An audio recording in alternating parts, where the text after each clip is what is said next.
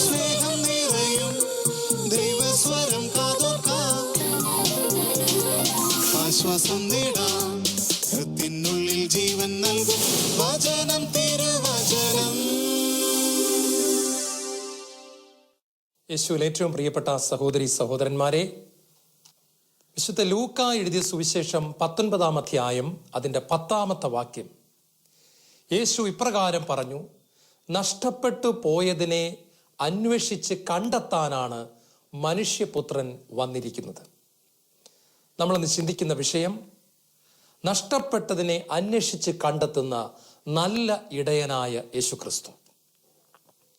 1861 general Gary ബോൾഡി രാത്രി ഏതാണ്ട് 11:30 മണി സമയത്ത് തൻ്റെ കൂടെയുള്ള പട്ടാളക്കാരുമായിട്ട് ഒരു മലഞ്ചെരുവിലൂടെ നടന്നു വരുമ്പോൾ, ആ രാത്രിയിൽ 11:30 മണിക്ക് തൻ്റെ നഷ്ടപ്പെട്ടു പോയ ഒരു ആടിനെ ഓർത്ത് അവിടെ ഇരുന്ന് കരയുന്ന ഒരു സ്കാൻഡിനേവിയൻ ഇടയനെ കണ്ടു. ജനറൽ ഗാരി ബോൾഡി ആ ഇടയന്റെ തോളിൽ തട്ടിക്കൊണ്ട് ചോദിച്ചു: സഹോദര, എന്തുകൊണ്ടാണ് നീ കരയുന്നത്? ആരെങ്കിലും മരിച്ചുപോയോ? അദ്ദേഹത്തിന് കാര്യം അറിയില്ല.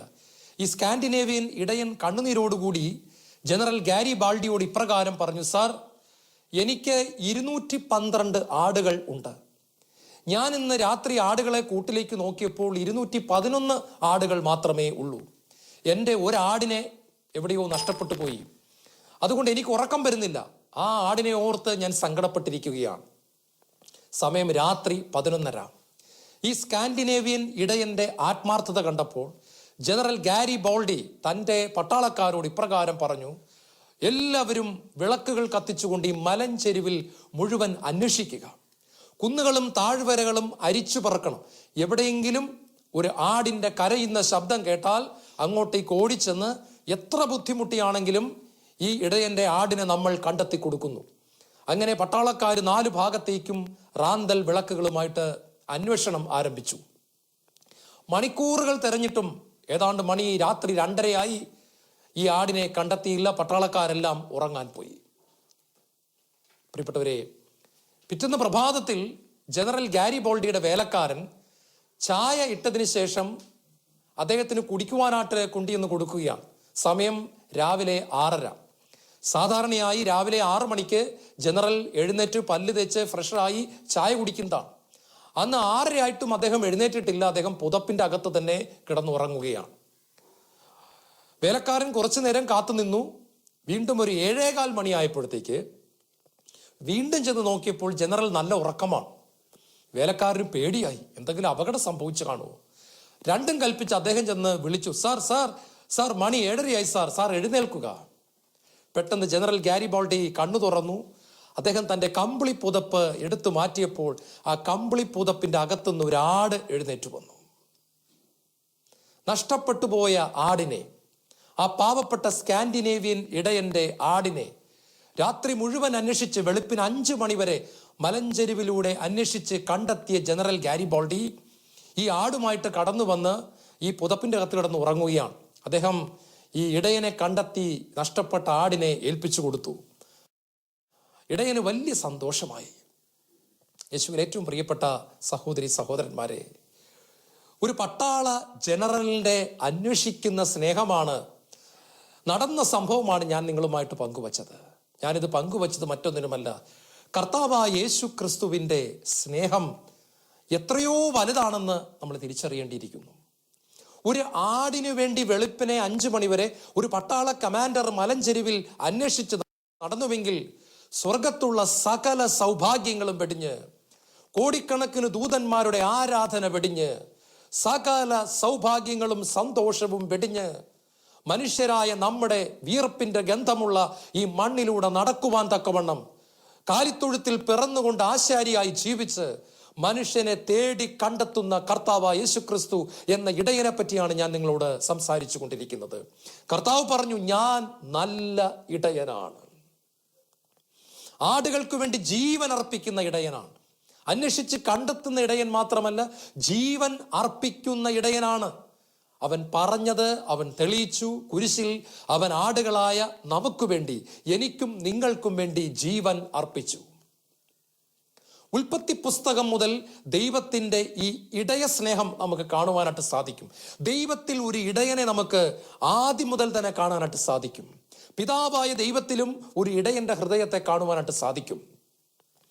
ആദവും ഹവ്വയും ദൈവമക്കളായി പറുദീസായിൽ എല്ലാ സൗഭാഗ്യങ്ങളോടും കൂടെ ജീവിച്ചു വരവേ ചതിയനും ദുഷ്ടനുമായ സാത്താൻ പറുദീസയുടെ വേലി പൊളിച്ചകത്ത് കയറി പാപത്തിന്റെ പ്രലോഭനം നൽകി വഞ്ചിച്ച് ആദത്തെയും ഹവ്വയെയും ദൈവത്തിൽ നകറ്റി.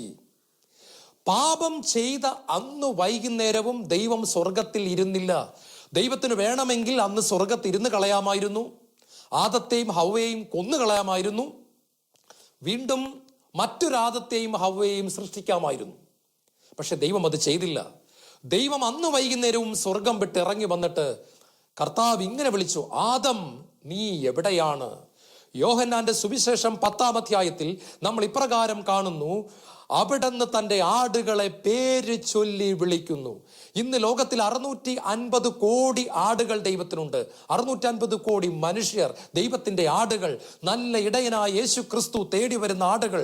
ഈ 650 കോടി ജനങ്ങളുടെയും 650 കോടി ആടുകളുടെയും പേര് അവിടത്തേക്ക് വ്യക്തമായിട്ട് അറിയാം. ഇതാ നിന്റെ പേര് എൻ്റെ ഉള്ളം കയ്യിൽ രേഖപ്പെടുത്തിയിരിക്കുന്നു. 147-ാം സങ്കീർത്തനത്തിൽ നമ്മൾ ഇപ്രകാരം കാണുന്നു, അവിടുന്ന് നക്ഷത്രങ്ങളുടെ എണ്ണം നിശ്ചയിക്കുന്നു, ഓരോന്നിനെയും പേര് ചൊല്ലി വിളിക്കുന്നു. അമേരിക്കയിലെ ശാസ്ത്രജ്ഞന്മാർ പഠിച്ച പണി 18 നോക്കിയിട്ടും നക്ഷത്രങ്ങളുടെ എണ്ണത്തിന്റെ കോടിയിലൊന്നിനെ പോലും എണ്ണിത്തീർക്കാൻ പറ്റാതിരിക്കുമ്പോൾ കോടിക്കോടി കോടിക്കോടി കോടിക്കോടി കോടിക്കോടി എന്ന് പറഞ്ഞ് നക്ഷത്രങ്ങളുടെ എണ്ണം അങ്ങനെ പൊയ്ക്കൊണ്ടിരിക്കുമ്പോൾ ദൈവത്തിന്റെ വചനം പറയുകയാണ്, 147-ാം സങ്കീർത്തനത്തിൽ പറയുന്നു, അവിടുന്ന് നക്ഷത്രങ്ങളുടെ എണ്ണം നിശ്ചയിക്കുന്നു, ഓരോ നക്ഷത്രത്തെയും പേര് ചൊല്ലി വിളിക്കുന്നു. ദൈവത്തിന് നക്ഷത്രങ്ങളുടെയും പേരറിയാം, എൻ്റെ പേരറിയാം, നിങ്ങളുടെ പേരറിയാം, മരിച്ചുപോയ സകലരുടെയും പേരറിയാം, ഇനി ജനിക്കാൻ പോകുന്ന വ്യക്തികളുടെയും പേരറിയാം. സകലരുടെയും പേര് കർത്താവിനറിയാം. കർത്താവ് ആദത്തെ പേര് ചൊല്ലി തന്നെയാ വിളിച്ചത്. ആദം നീ എവിടെ? നഷ്ടപ്പെട്ടു പോയ ആദത്തെ തേടി വരുന്ന നല്ല ഇടയനായ പിതാവായ ദൈവം. പിതാവായ ദൈവം അന്ന് വൈകുന്നേരം അന്വേഷിച്ചു, മോനെ മോളെ നിങ്ങൾ എവിടെയാണ്? നിങ്ങൾ എന്തുകൊണ്ടാണ് ഒളിച്ചിരിക്കുന്നത്? പാപം ചെയ്ത മനുഷ്യനെ തേടി വന്ന ദൈവം രക്ഷകനെ വാഗ്ദാനം ചെയ്തു.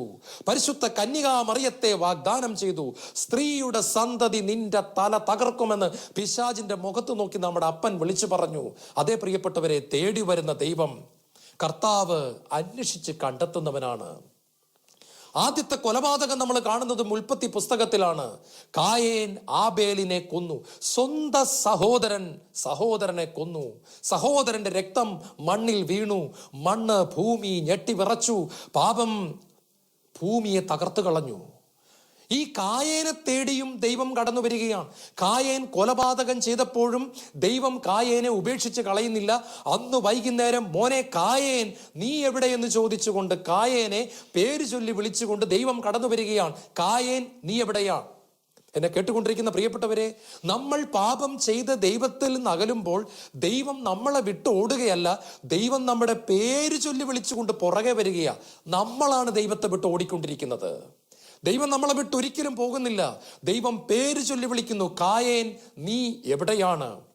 ഉടനെ കായേൻ ദൈവത്തോട് തർക്കിച്ചതിന് ശേഷം പറയാണ്, കാണുന്നവരെല്ലാം എന്നെ കൊല്ലും, മൃഗങ്ങളും ഈ ഭൂമിയിലുള്ള സകലരും കൂടെ എന്നെ കൊത്തി വലിക്കും, ഞാൻ പാപിയാണ്, എന്നെ രക്ഷിക്കണം. ഉടനെ ദൈവം കായേനെ കെട്ടിപ്പിടിച്ച് കായന്റെ നെറ്റിയിൽ ഒരു അടയാളം ഇട്ടുകൊണ്ട് പറയുകയാണ്, ഇല്ല ഇല്ല, എൻ്റെ കായേനെ ആരും കൊല്ലുകയില്ല. കൊലപാതകം ചെയ്ത് നിൽക്കുന്ന ഒരു മനുഷ്യന്റെ നെറ്റിയിൽ കുരിശടയാളം വരയ്ക്കുന്ന പിതാവ്, കാലത്തിന്റെ പൂർണ്ണതയിൽ കായന്റെ പാപത്തിന് വേണ്ടിയും പരിഹാരം ചെയ്യാൻ പോകുന്ന സ്വന്തം പുത്രനായ യേശുവിനെ, കുരിശിൽ മരിക്കുന്ന യേശുവിനെ പിതാവ് വ്യക്തമായിട്ട് കണ്ടു. എന്നിട്ട് കായേന്റെ നെറ്റിയിൽ കുരിശടയാളം വരച്ചു പിതാവ്. എന്നിട്ട് പറഞ്ഞു, ഇല്ല കായേൻ, നിന്നെ ആരും കൊല്ലുകയില്ല. കായേനെയും തേടി വരുന്ന ദൈവം.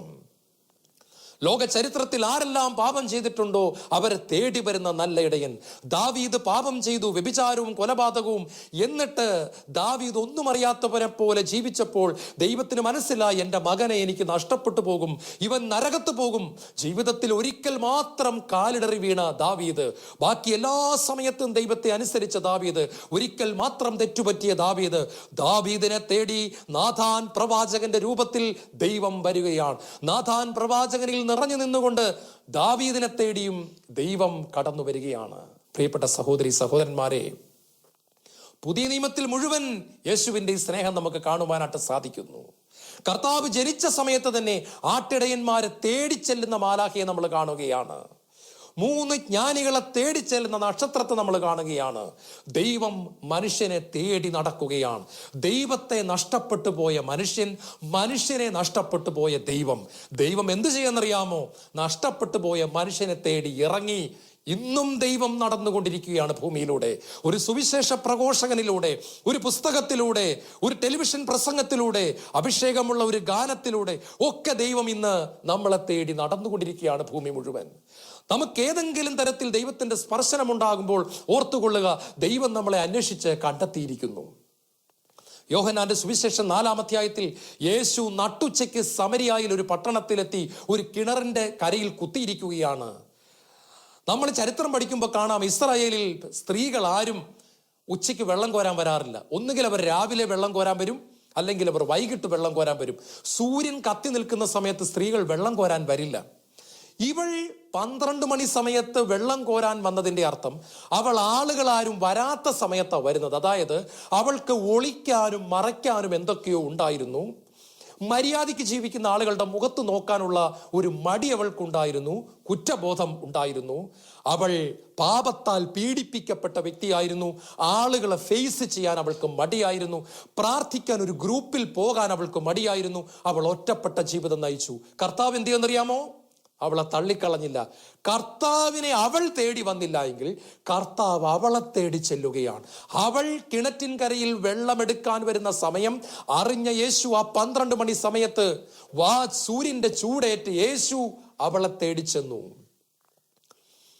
എന്നിട്ട് അവളോട് വളരെ മാന്യമായിട്ട് സംസാരിക്കുകയാണ്. നീ എനിക്ക് കുടിക്കാൻ തരുമോ? പതുക്കെ പതുക്കെ സംഭാഷണം നീളുകയാണ്. നിങ്ങൾ യോഹന്നാന്റെ സുവിശേഷം 4-ാം അധ്യായം എടുത്ത് പ്രാർത്ഥനാപൂർവം കുടുംബ പ്രാർത്ഥന കഴിഞ്ഞ് വായിക്കുക. കർത്താവ് അവളെ സ്നേഹിച്ച് കീഴടക്കുകയാണ്. താഴ്മയോടുകൂടി കർത്താവ് ഇടപെടുകയാണ്. കർത്താവ് അവളെ നേടുകയാണ്. ആ സുവിശേഷത്തിൽ ഒരു മനോഹരമായ ഭാഗമുണ്ട്. ക്രിസ്തു അവളുടെ ഹൃദയത്തെ പിടിച്ചെടുത്തതിന്റെ അടയാളം. അവൾ സമരിയ പട്ടണത്തിലേക്ക് ഒരു ഒറ്റ ഓട്ടം വെച്ചു കൊടുത്തു. കുടം അവൾ അവിടെ ഇട്ടു എന്ന് പറഞ്ഞാൽ അവളുടെ പഴയകാല ജീവിതവും പാപജലവും അവൾ കർത്താവിന്റെ പാദത്തിങ്കൽ ഇട്ട് കളഞ്ഞിട്ട് അവൾ സമരിയ പട്ടണത്തിലേക്ക് ഓടിച്ചെന്ന് കർത്താവിന്റെ സാക്ഷിയായി മാറുകയാണ്. യേശുവിന്റെ സുവിശേഷം പ്രസംഗിക്കുന്ന ആദ്യത്തെ വനിതയായി അവൾ മാറുകയാണ്. കർത്താവ് അവളെ തെരഞ്ഞെടുക്കുകയാണ്. കർത്താവ് അവളെ നേടുകയാണ്. എന്നെ കേട്ടുകൊണ്ടിരിക്കുന്ന പ്രിയപ്പെട്ടവരെ, ഒരുപക്ഷെ നിങ്ങൾ ജയിലിൽ കിടന്നുകൊണ്ടായിരിക്കാം കർത്താവിന്റെ സുവിശേഷം ടെലിവിഷനിലൂടെ കേട്ടുകൊണ്ടിരിക്കുന്നത്. അങ്ങനെയാണെങ്കിൽ ഓർക്കുക, സകലരും നിങ്ങളെ തള്ളിക്കളഞ്ഞുവെങ്കിലും ജയിലിന്റെ ആ ഇരുമ്പഴികൾക്കുള്ളിലേക്ക് ക്രിസ്തുവിന്റെ ക്ഷമിക്കുന്ന സ്നേഹം, തേടി വരുന്ന സ്നേഹം നിങ്ങളെ അന്വേഷിച്ചു വരികയാണ്. കർത്താവിനായി ഹൃദയത്തെ തുറന്നു കൊടുത്തുകൊണ്ട് പറയുക, കർത്താവേ, ഞാൻ ഈ ജയിലിൽ കിടന്നുകൊണ്ട് എൻ്റെ ഹൃദയത്തെ നിനക്കായിട്ട് തരികയാണ്. എൻ്റെ ഹൃദയത്തിലേക്ക് നീ കടന്നു വരണമേ. മുറിവേറ്റ മുൾപ്പടർപ്പിൽ കുടുങ്ങിക്കിടക്കുന്ന ഒരാടാണ് ഞാൻ. കർത്താവേ, എന്നെ പൊക്കിയെടുക്കണമേ എന്ന് പ്രാർത്ഥിക്കുക. അല്ലെങ്കിൽ നിങ്ങൾ ഭാര്യയോടും മക്കളോടും വഴക്കിട്ട് മുറിയിൽ ഒറ്റയ്ക്ക് കഴിഞ്ഞിട്ട് അവിടെ ഇരുന്ന് ടെലിവിഷൻ കാണുന്ന വ്യക്തിയായിരിക്കാം. നിങ്ങൾ ആരോ ആയിക്കോട്ടെ, കർത്താവിനോട് പറയുക, കർത്താവേ, ഇതാ ഞാൻ സമരിയാക്കാരി സ്ത്രീയെ പോലെ ഞാനും എൻ്റെ കുടം ഇവിടെ താഴെ വയ്ക്കുകയാണ്. ബർത്തമിയൂസിനെ അന്വേഷിച്ചു വരുന്ന കർത്താവിനെ നമ്മൾ കാണുന്നു. കണ്ണ് കാണാൻ വയ്യാത്തത് കൊണ്ട് കർത്താവ് പ്രസംഗിക്കുന്ന സ്ഥലത്ത് പോയി ഒരു പ്രസംഗം കേൾക്കാനുള്ള ഭാഗ്യം അവനുണ്ടായില്ല.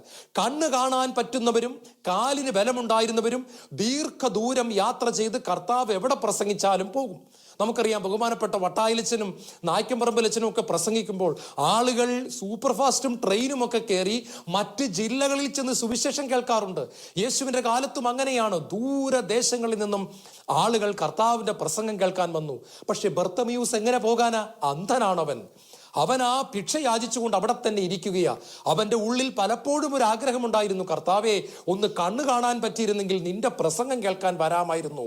കർത്താവ് ബർത്തമീയുസിനെ തേടി വരുന്ന രംഗം മർക്കോസ് സുവിശേഷകൻ വിവരിക്കുന്നുണ്ട്.